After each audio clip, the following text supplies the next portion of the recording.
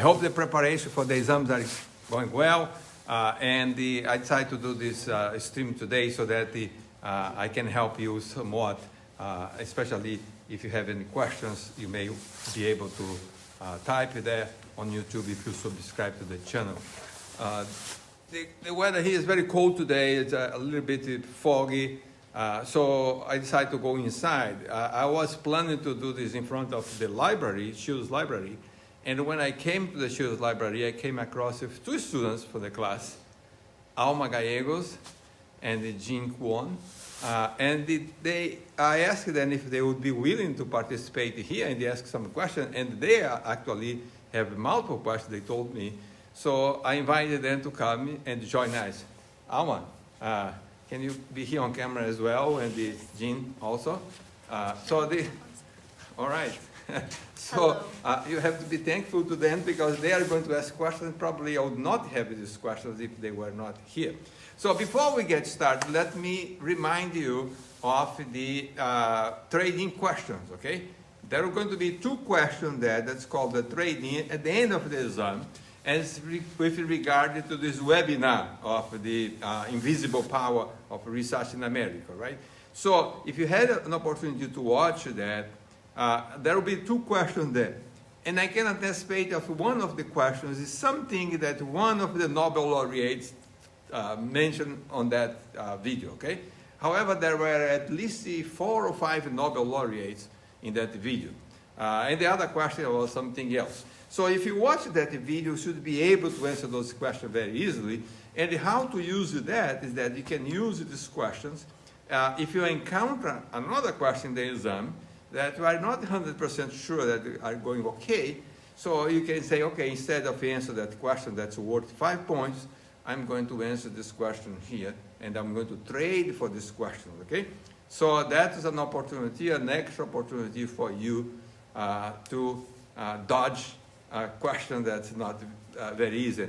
But the only question that are worth 5 points are you are be able to trade, okay?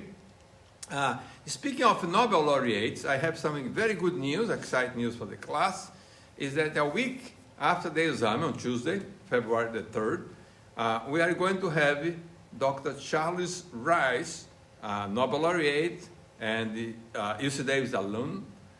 He is going to be joining us via Zoom. He's at Rockefeller University, and you guys are going to have an opportunity to ask questions. I'm going to talk about that. I'll send an announcement today. But I just want to mention that it's going to happen, okay? So let's go to the preparation for the exam. Let's go talk about some of the questions that the students might have. And we have a whiteboard here. Since we came inside, TLC is open today. We don't have to be in the cold weather outside. The video might be frozen, but we are not going to be frozen because now we are very comfortable inside the room here. So if you have questions, if anyone is watching live, they can also type on the on YouTube, and then I can address those questions. But let me start first with Alma. Alma, what kind of questions do you have that we could address and maybe help everyone, yourself and everyone else? Yeah, my question was about the amphoteric salts and when to know you have a salt and writing the Ka1, Ka2, and Ka3s about those. Okay, so amphoteric salt. Yeah, actually, Jean also asked the same question after the lecture last time, remember? Yeah. You asked me this question. You are not on camera now. But you asked the same question basically because you said, how do I know that I have to go this way or that way, right? Yeah. So maybe what I should do is start with this one, take advantage of the board, you guys stay here, and then we can work together. Okay. Let me grab one pen here. Maybe this one is good. So there are basically 3 types of salts that we are going to encounter, okay? For example, let me see here, it's good, yeah.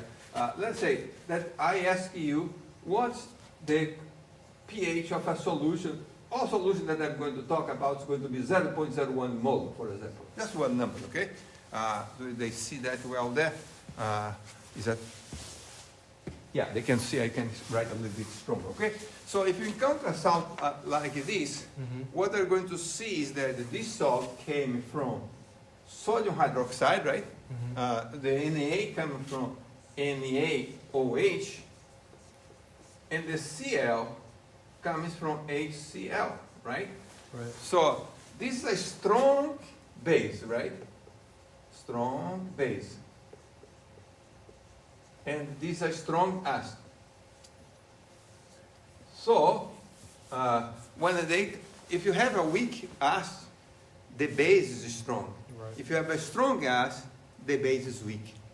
So when you put this base in here, from HCl, Cl minus, it's not going to react with water. So this is completely just goes in water and dissociate, and it doesn't do anything in terms of changing the pH, because it doesn't react with water. Yes.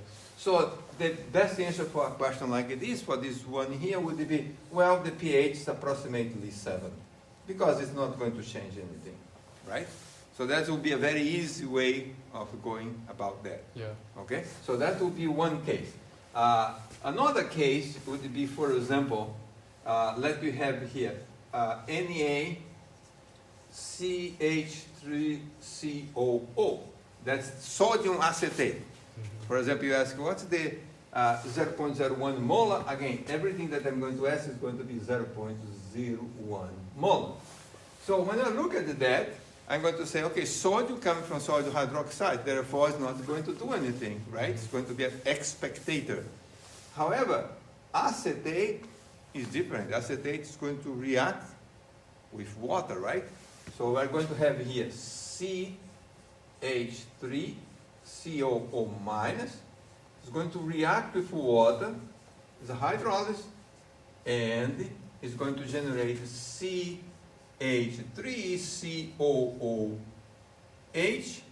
plus OH minus, correct? Now, same thing that we have done with the other problems. First we build up the equation, and then we ask the question, okay, I have 0.01 molar, and X amount of this is going to be dissociated, so therefore X amount of this is X amount of this. If I know X, I know the concentration of hydroxide, I know pOH, I know pH, right? Yeah. Now the question is, how do I build up this thing? Is based on whether this is strong or weak, okay? All right? Now, if you look at this equation here, first of all, this is a hydrolysis, right? Yeah. But this is also Kb. The hydrolysis for a base is the same thing as Kb. But before going there, just so that people remember that, the right equation here would be Kh, constant of hydrolysis, right? Because this is the hydrolysis, right? I would say concentration of CH3COOH, right? This one here, times the concentration of hydroxide divided by the concentration of CH3COO minus. We already did that in class, but I'm going to do here again, so that just to refresh, because it's very important for the exam. I'm going to multiply that by H plus and divide that by H plus, right? So this thing here is KW. Of course, you don't need to do that in an exam. I'm just doing here so that a refresher, right? So this thing here is KW, and this other part in here is the inverse of Ka, right? Ka upside down. So Kh equals Kw divided by Ka. We already have the same equation. We already did that. So in other words, Kw equals Ka times Kh. And we already know that we did in class that Ka times Kb equals Kw. So Ka, so these guys are the same, okay? Except that we call it constant of hydrolysis. So the first thing we need to do then would be to go there and find out what's the Ka for acetic acid.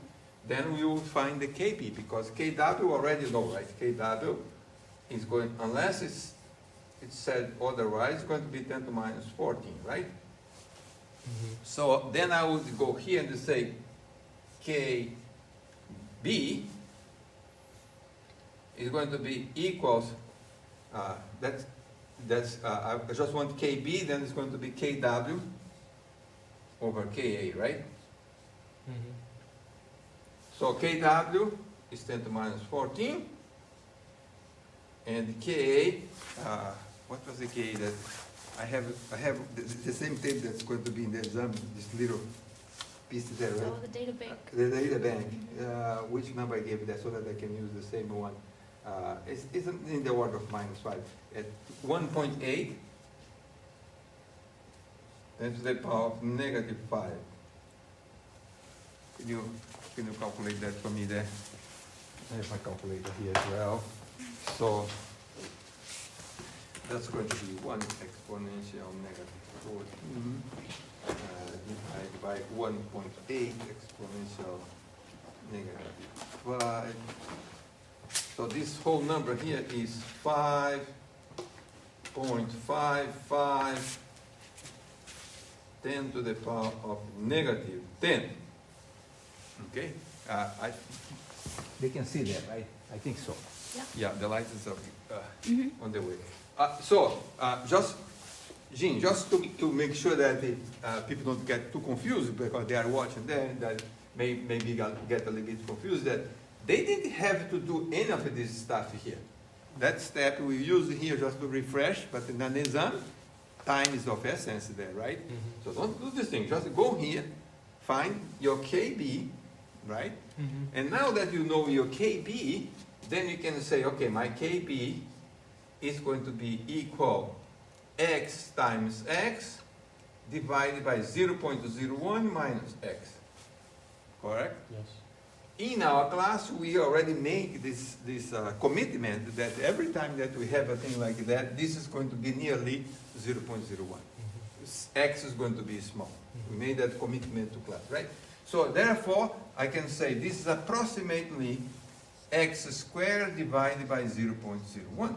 So x squared equals 0.01 times kb. And kb we already have, so kb was 0.01 times 5.55, 10 to minus 10. So x squared equals 5.55, 10 to minus 12, correct? This is 10 to minus 2, right? This one here, so that's 10 to minus 12. So now, I have that number, and what x is going to be? X is going to be the square root of this number, which is, I'm going to put it the way that the calculator is given, okay? Normally I would not do that, but I will go to so that you don't get confused there. 1, 2, 3, 4, 5. 1, 2, 3, 4, 5 is 0, and then 24 approximately. So I put this number here, take the log of this number. Why I'm going to take the log of this number? Because this number is x, is the concentration of hydroxide. So if I have the concentration of hydroxide, I can get the POH, which equals minus log of this number here, the concentration of OH, OH minus, which is x, right? So let's take the log of this number. So the POH was 5.6, approximately 5.6. And so the pH would be 14 minus 8.4. So pH, that answers the question, would be 8.4. So we saw here one example where we have a very simple thing that is just go there, there's no hydrolysis. Another example where we have a strong base in the weak acid. That's a very common one in biology. And there is another important one. I think I'm going to erase this thing or change the position. Maybe they already took a note of there. They have enough time. To address one more type, another different type that, thank you. Yeah. Oh, in that thing is better because I can also share about here. Yeah, take a photo, right? All right, so, okay, so I'm going to erase this one and put another example here.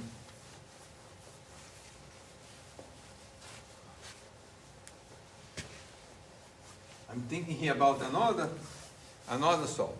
For example, and it goes back to the question that we asked about the different steps. Yes. Okay, so that's how I want to make one of those amphoteric salts. Yeah. And I'm not going to do the same phosphoric gas because it's going to be repeat the same thing. And the worst thing that we can do when you want to try to convey the message is to repeat exactly what you said before. Repeat itself is not going to change. You didn't get it, maybe the words were not proper or something, or maybe the example didn't fit well, so it's better to change. So let me change that. Let me use the example, let's say oxalic acid. Oxalic acid, we didn't talk in class about oxalic acid, but it's a very important gas. It's the one that is normally is one of the major salts that cause the kidney stones because we eat plants and they have lots of oxalate, and if you have calcium oxalate is insoluble in water. So I had a friend that actually he thought biochemistry also, but he was doing something wrong. He was every day he had lunch that was salad, green salad, and a glass of milk. So yeah, the oxalate and the calcium. Obviously, he got a kidney stone at some point, right? Because he had the formula, the perfect formula there. But I'm not going to use the calcium oxalate because they don't dissolve in water. I'm going to use sodium oxalate. Okay. So first of all, we didn't have the formula of sodium oxalate, so I would not ask a question, or I will give something if I have a question. Oxalate is a very simple compound. It's like COOH twice. Okay, so it's a 2 carboxylic group. Of course, there's 2 pKa's for this acid. Okay, so if I ask you once, then there's going to be 1 dissociation, 2 dissociation, right? So if I ask the same question, what's the pH of the 0.01 molar of sodium hydroxylate? Instead of writing this big formula, let's write H2C2O4, right? This would be H2C2O4, correct? So if I take 1 proton, then it's going to become HC2O4, right? This would be a negative species, right? Oh yeah, minus. Minus, right? And then with the salt, it's NH. So this is called sodium hydrogen oxalate. Right. Okay? So if this species here, we see that, right? This species here, it's going in equilibrium. One of the protons, of course, they are equal. One of the side is going to dissociate, and it's going to become, let's say, HOOCCOO minus plus H plus. Right? This would be Ka1 or pKa1, right? Now, this thing here is going to dissociate further and it's going to become OOCOO minus plus H plus, right? Because there are 2 carboxylic groups that's going to dissociate. So this will be the Ka2. Ka2. So when I ask this salt here, this is the same species here, right? Yes. So this species is amphoteric, right? This Oh, base, the middle one. right? As it goes left or right. Now, every time that I put a weak, this a weak gave a strong base, right? I put a strong base in water, the example before we had to erase anyway, it's going to react with water, right? But this one in here, it can do 2 different things. It can move forward in this K2 or can go backwards in the Ka1, right? So for this species here, pH is like the one that you asked after the last lecture, right? So this one in here is irrelevant in the concentration. All we have to do here is to calculate the pH based on the formula that half of pKa1 plus pKa2. Okay? So that would be the solution for this problem. What's the pKa for this? I don't remember the top of my head, but it's somewhere, the first one is in the order of, let's say 1.5, and the second one is in the order of 4.5. I don't have the, obviously this is not going to be in the exam, because if it was in the exam, it would be in this table here, right? You only do Ka. I would leave only Ka. Okay. Good, very good question, Alma. I only give Ka, and then you have to take minus log of that number and get this thing here. So this would be, if these numbers, let's assume these numbers, okay? Because I don't remember exactly the value and I don't want to spend time checking, but it would be 4, 5, 6. In this case here, the pH would be 3, right? Mm-hmm. So this is very important, the amphoteric species, and it's very likely to have a question in the exam that's going to ask this question. We talk about phosphoric gas, we have 3 different steps, right? Yes. So know how to write this equation there is very important. Yeah, Jim. Oh, I have a question. If we have Na2C2O4, we That- would not use that Right. equation. Right, because I already passed. Yeah. However, if it was an acid that had 3 protons, like citric acid, Yes, for we example, would use and you pKa2. give in the second step, there is still one more step to go, right? Anything in between. In between, it goes back or backwards or forward. So then we have to do it, you don't to calculate. Thank you. But if it is in the last step, even if there's acid, like you said here, if I had given the salt Na2C2O4, that salt is a different story, right? We have to calculate same thing, put hydrolysis, Yeah. Z0.1 minus X, Yeah, I saw, calculate. yeah. The same thing. Yeah. Okay, good? Mm-hmm. All right, so what was the other question? This was a good question to recap this whole business here. And I think that's very important. And for example, given an equilibrium like it is, figure out what's the species that are involved at a certain pH. For example, if I talk here about pH 2.5, what's the species that are there? This is kind of things that are very important. Okay. Remember that we talked in class about those, I'm going to erase this thing. Do you have to take a photo?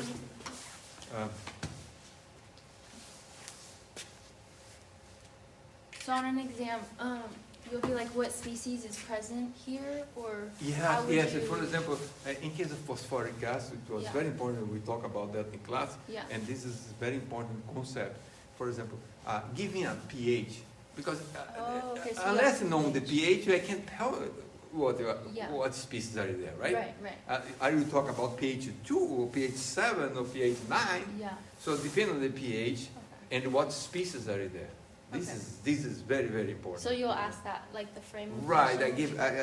give, the problem would provide the landscape, the condition, right? The pH, normally we are interested in those things at pH 7 or 7.4 because of the blood, things like that, right? Yeah, sounds Okay, good. makes sense? Yeah. Since we have this thing in here, let me refresh that concept that we talked about in class, and it was very important, that we said, if you have an acid, right, like a generic acid that's called HA, in equilibrium with H plus and A minus, this acid is going to have a certain pKa, right? This is on a monoprotic acid here, so that's only one pKa. There's no point of saying pKa1, it's pKa only. Now the question is that if I ask you what's the species and the pH is below the pKa, or if the pH is above the pKa, right? And I gave the numbers in class. I said, oh, this is 99% this species. This is a very simple calculation that you can do very easily. This is the Henderson-Hauser-Barger equation, right? pH equals pKa plus log. Which concentration is in the numerator here? Acid. The HA. Oh, the right. A minus, Yeah. that's the conjugate base, and HA. here the HA, right? In the denominator, right? Pure algebra here, that's what I'm going to do now. So pH minus pKa equal log of the concentration of A minus over the concentration of the HA. Correct? Now, if I want to know the concentration of the A minus over the concentration of HA. Let me see if it's inside. Yeah, this one.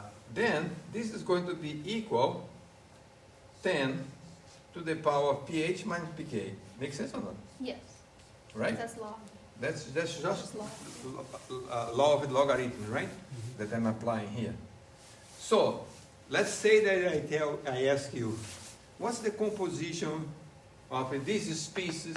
Let's say A minus, or I ask HA, whatever I ask. I'm not going to ask H because this is not part of it. It's given by the pH, right? What's the composition of this species? If you are 1 unit above the pH is 1 unit above the pK. Just one type of question, okay? So your pH is 1 unit above the pK. Above pK. So what I'm telling you here, that Asking your which way pH equal pK plus 1. Makes sense or not? Yes. Correct? Yeah. In this case, I can go here and substitute A minus over HA is going to be 10 to the power of our pH for this particular case is going to be pKa plus 1, right? This is pH. This is pH minus pK. Perfect? So you plug it in. I'm just plugging in what the condition that I gave for that particular problem. So this is going to be 2. This is going to be equal 10. Correct? So I can say that the concentration of A minus equals 10 times the concentration of HA. Does it make sense or not? If I'm going to the right side, the concentration of this species increase and the concentration of this species decrease, correct? Yeah. So we have now A minus equal 10 times HA. So I cannot solve these are two unknowns and one equation, right? Yeah. So because we're interested in proportion, I can fix one and I can make one of them fix at whatever number. For example, I can say make HA equal 1. In that case, is it still seeing that? No. A little bit. Yeah, you can see. So I'm going to write here, maybe it's better, that place. Okay, so in that case, A minus is going to be 10 times HA, which is 1, so A minus is going to be 10. And we decided ourselves to make HA equal 1. Right? Since I'm interested in proportion, and I want to know what's the proportion of this species A minus in percent. So it's going to be 10 divided by the total, because the two species are the HA and the A minus, right? Yeah. So the total is going to be 10 plus 1, 11, and then multiply by 100. What's that? 10 divided by 11? 9 something. Yeah, 090 times 100 is going to be 9.9. 9. 90.9. It's not nice, this. Going to be 9.9%, correct? So that's how we calculate this thing. But in class, I didn't want to spend too much time going one by one because it would take a long time to do that. The concept is still the same. Going to the right of the PA. And now if I went 2 units, look at that. Now if I went 2 units above, pH would be, 2 units above, it would be pK plus 2. So this would be 10 to the power of 2, right? Because pK is going to cancel out, right? Yes. It's going to be 100. Now we're going to have 100 divided by 101. It's 999 something. 99. So that's the concept, the 99.9. Okay. So it means that almost non-existent is a species, right? Because Yeah. if this is 999.9, this Yeah, is only no. 0.1. Yeah. So that's the concept that we talk in class about having in between 1 or 2 at most. Right. Because if you have 3 units, then it's going to be 1,000 divided by Yeah. 1,001, Yeah. which is 99999. Basically, it doesn't exist anymore. Mm-hmm. Okay. That makes sense. So that's a kind of a situation that it's important to remember. Take a photo of that before we erase that. I'm assuming that this thing is on. Yeah. All right. So let's switch gears now. What was the other questions? I wanted to ask you about the dilution effect. The dilution effect. Yeah, M1V1 equals M2V2. Yeah. And where exactly I should use it in, like what type of question setting that I should use M1V1. Yeah. So if you have a solution and the only thing that we are adding is water, then that's appropriate to use that formula. Okay. Because you didn't mess up anything. We didn't neutralize the acid or the base. You didn't do anything. We just increased the volume. So every time that you increase the volume or decrease the volume, which is not very common, but we can also concentrate things, right? But in general, it's adding volume. So it's going to dilute it, right? So that's when you use that form of dilution. Okay. It's just only for enlarge, only water was added. Now, if you add the have a solution of a base and you add HCl, that's a neutralization. Titration. But as a Yeah, titration, It's same thing. right? Yeah. A titration, that we can use only the formula we have to calculate, because first we have to see, am I adding excess of these other species or not? The moles. If the both species are very strong, for example, we have NaOH and HCl, Yeah. It doesn't matter because they're not going to form a buffer, right? So you just use the form of neutralization. M1V1, M2V2 is the best one, because if it is both species are, one is monoprotic and the one has only one hydroxy group, it's no problem. But one species may have more than one proton. For example, if you are titrate citric acid, for example, in that case, it's better to use the form NKM, and K being 3 in this case of citric acid, phosphoric acid also to be 3, and things like that. Okay. And then you use the neutralization form, the N, N1V1 and 2V2. Now this is important for strong and strong, right? Yeah. If you have a strong and a weak, then it's going to generate a buffer. Yeah. So you just calculate that to see where you are in your buffer. Okay. Okay, so completely different setting of problem, right? Thank you. But it's very, I would not say complex, but the scope is very large in this problem, because you don't know what's going to come in front of you, right? So first you have to think what I'm going to be doing here, and then you start off this calculation. Yep. And the worst thing is that you start just rush doing calculation, because then in the middle you find out, oh, this is not the right thing to do, and then you waste a lot of time, right? Yeah. In this exam you can erase it, but still you waste your time. And there are 12 questions in this exam, so therefore it takes time, and many of these questions are calculations, so you have to be very cognizant of the time that you have. I'm going to bring a clock and put it there so that everyone can pick from time to time how much time is left and so forth. Yep. But time is very important, right? Should we talk about enthalpy, the G prime? Yeah. Gibbs Oh, prime? yeah. So, another question is about thermodynamics. And let's see what we have here.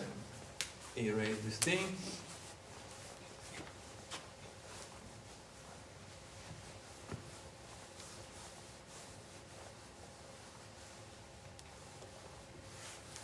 So, would you mind writing the equations of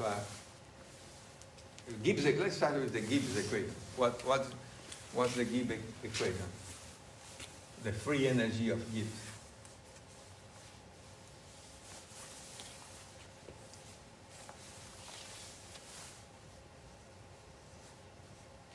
Yeah, so this one, the most generic one, the first one that Gibbs wrote was delta G equals delta H. Oh, oops. Delta H comes first, minus T delta S. Mhm. So that's one, this is one very important equation for our exam, to know if this is negative and this is negative, what's going to be this one. We went through this thing in The class, little by little, right? Yeah. And you then know the names. When this is negative, it's exothermic, right? Yes. And when it's positive, it's endothermic. We don't use much the term for entropy, but for these and for these, we use the terms very frequently. Exergonic reaction and endergonic reaction. Always remember that if it goes to yours, you, endo, it means positive, right? And exergonic is giving out free energy, right? Mhm. So this concept here is very important. So this another equation here is what's the big equation from the start? Delta G is equal delta G naught, right? Delta G equals delta G naught minus RT logarithm of Q. Okay, so then this is the good equation here, right? So this equation tells us that at any point, we can calculate the delta G at any situation, any temperature, any conditions of the reaction. We can calculate the delta G based on the delta G naught, the standard one. The delta G naught is given at certain condition. The concentration of all species, including hydrogen, if it's there, has to be 1, right? Now, the question that students confuse sometimes is when you use this equation here and you call it delta G naught prime or delta G prime. Because this is generic, this is for any condition, including this one. Mhm. The delta G is for any condition, including this one here, delta G naught prime. However, if I say delta G naught, delta G prime, then when I have here, if the reaction has protons, that concentration has to be 10 to minus 7. The hydrogen concentration. Hydrogen concentration. Yes, yeah. If the hydrogen is in the numerator, is in the product of the reaction, it's going to be in the numerator. Then it's going to be logarithm of 10 to minus 7, right? If the protons is in the reactants, it's going to be in the denominator, 10 to minus 7. But if there's no protons in the reaction, then Then- delta G naught prime equals delta G naught. Right.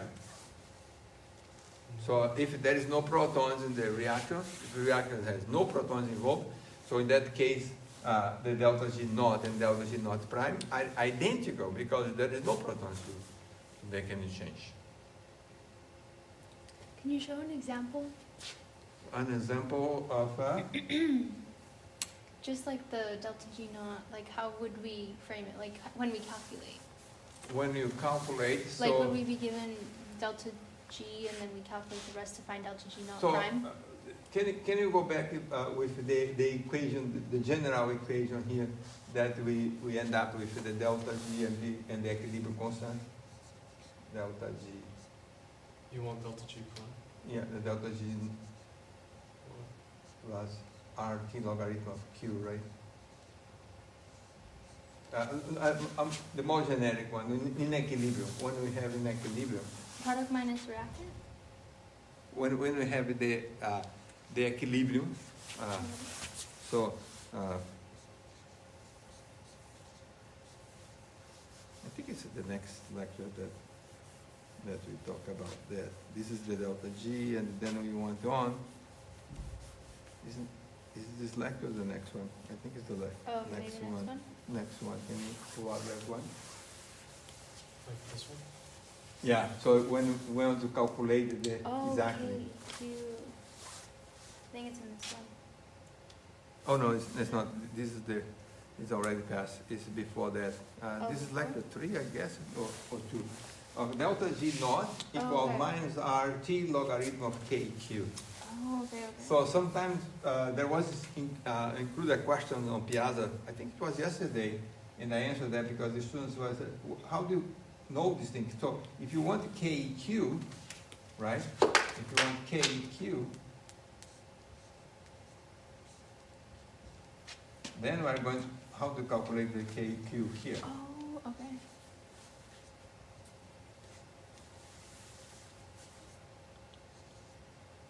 Right. That's fine, you can put the negative on the top of the bottom, that doesn't matter, it's the same thing at the end, right? But it's, this is the equation that we're talking about, right? Right. KQ equal E to the power of delta G naught divided by RT, right? Mm-hmm. And the left side is just if you don't want to use the E base, you want to 10 base, then you do like that, right? Okay. So that's one relationship here. From this, if you know the delta G, you can calculate the KQ. And if you know the KQ here, you can calculate the delta G naught, Yes. right? So these are the two relationships, right? And this is always in Kelvin, right? This is always in Kelvin, that you have to add it 273 to the Celsius, to the temperature in Celsius. So sometimes we have a problem that we have, for example, we have the delta G naught and you want to calculate the KQ, right? And sometimes you have a problem that you know the KQ and you want to know the concentrations. Mm-hmm. And sometimes I put the two together, that you know the delta G naught and I want to know the concentration. Then you have to do step by step, right? First step, do the KQ, and then once you have the KQ, Yeah. you have the equation, right? Yeah. And if they are in equilibrium, if you know two species and you know the equilibrium constant, Yeah. you know the concentration of the third species, Right. right? Right.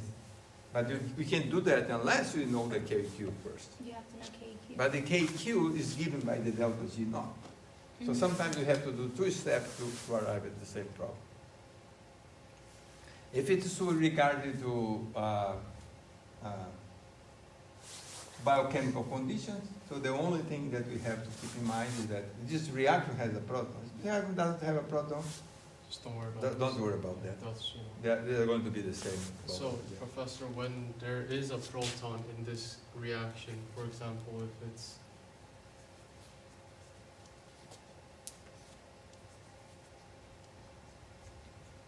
this Yeah. is the reaction you want, and then you want to calculate the delta G naught prime, this Q value would be HA, concentration of A minus, and 10 to the negative 7. Yeah, because A and the HA are going to be 1 by definition, right? So the only thing in this equation that's not going to be 1 is going to be protons, right? So this value here is already 1. But isn't that in standard conditions? And the biochemical condition as well. The only difference in biochemical conditions for protons. Oh, so even in Q, not just in K. Yeah. Oh, okay. This is all 1 and And 1, 1. because you are looking at the delta G naught. If you are going to look at the delta G naught prime, then 1, 1, 10 to minus 7. If you are looking at the delta G naught, that will be 1, 1, 1. So, But if it, what if it was delta G, just delta G prime? Then this wouldn't be 1. This would be a that, given concentration. if it's delta G prime, then we have to use this equation here. What is the general? This equation here, and to, this will be the general equation: delta G equals delta G naught minus RT logarithm of Q. If it's a general situation Okay. at any point. Thank you. All right. Any other questions that you can remember there? What time do you have? Yeah.